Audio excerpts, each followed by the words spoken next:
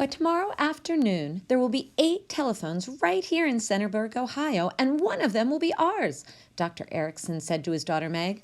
I predict that before this decade is over, in just another 5 years, there could be 100. That's how fast I foresee this technology will spread. When people need help, they'll call me on the telephone. Envision how many lives it will save. Picture all the amazing benefits.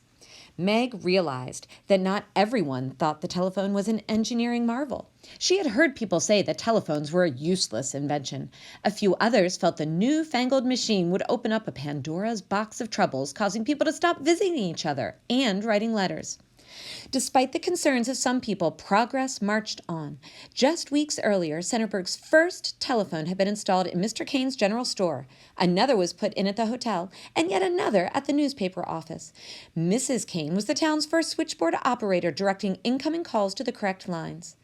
The next morning, Meg wrote October 9th, 1905 on the top of her slate with chalk while she squirmed in her seat, wishing that the long school day was over.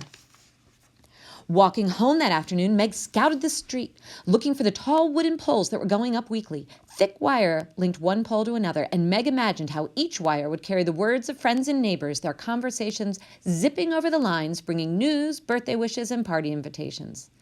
As Meg hurried into the house, she let the screen door slam shut behind her. There on the wall was the gleaming wooden telephone box with its heavy black receiver on a hook. Her father was smiling broadly while tinkering with the shiny brass bells on top. "Isn't it a beauty?" he asked. "Have you ever seen such magnificence?"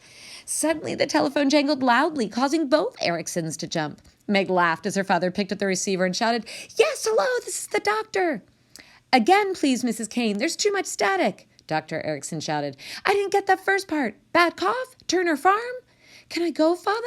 Meg asked as Dr. Erickson returned the receiver to the hook.